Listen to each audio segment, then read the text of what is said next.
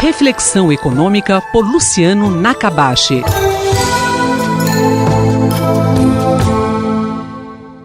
Professor, nos últimos dias, após o desastre de Brumadinho, têm surgido muitos questionamentos sobre a privatização da Vale, se isso teria influência tanto nesse incidente quanto no de Mariana.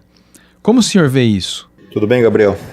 Eu acho que o buraco é muito mais embaixo. É uma coisa muito simplista, né? Simplificar, dizer que a empresa é pública ou privada. Se fosse pública, não teria acontecido essa tragédia. Se a gente olhar o caso da Petrobras, o que a gente percebe de erros que foram cometidos, desvio de dinheiro, acidentes que já ocorreram na Petrobras também em termos de vazamento de petróleo. Então, eu acho que é muito difícil a gente afirmar que se não tivesse privatizado a Vale, a situação seria diferente. Poderia ser, não dá para saber. Mas eu acho que não. O buraco é muito mais embaixo. A gente tem que pensar por que empresas que fazem o mesmo tipo de atividade em países desenvolvidos, empresas privadas, a gente não percebe o mesmo tipo de ocorrência.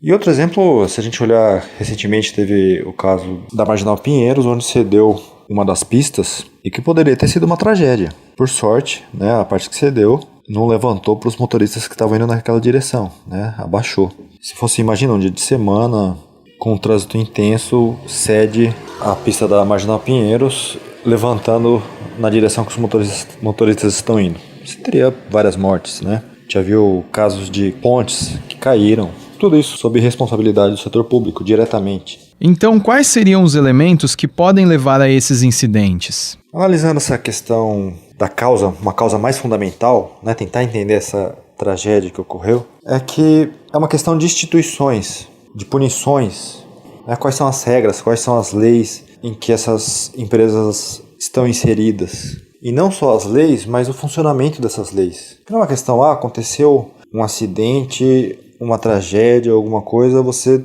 vai ter responsabilização, mas aí vai ter um custo muito alto. É prevenir para que não aconteça. Primeiro, se a punição for muito alta, uma tragédia nessa magnitude deveria ter uma punição que quebrasse a empresa, ao meu ver, repassando todos os bens da empresa para outras empresas que estivessem dispostas a comprar, da Vale nesse caso, né, repassar todo o ativo para outras empresas que estivessem dispostas a comprar, para que ela pudesse pagar uma multa que fosse extremamente alta, para que ela não conseguisse ficar nesse mercado.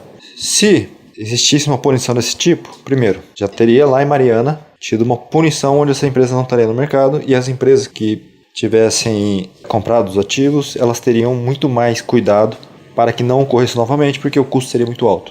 Então, a prevenção já seria muito maior. E a gente percebe, aconteceu lá em Mariana, a empresa continua operando sem grandes custos em relação àquele outro desastre, e também punições em relação à fiscalização, né? Você vai, fiscaliza, percebe que tem algo errado e já dá uma punição mais alta, para que a empresa não corra esse risco. O custo seja muito mais alto do que o custo em manter essas barragens em condições de perfeito funcionamento, ou seja, de risco basicamente zero.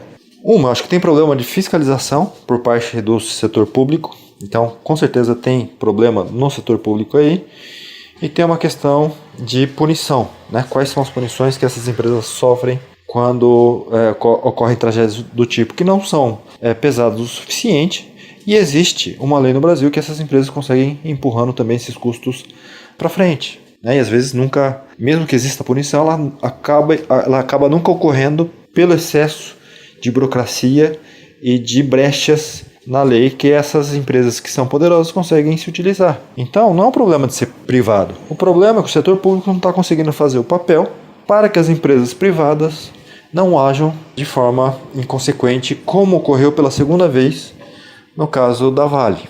Eu sou Gabriel Soares, nós ouvimos o professor Luciano Nakabashi, da FEA USP Ribeirão. Reflexão econômica por Luciano Nakabashi.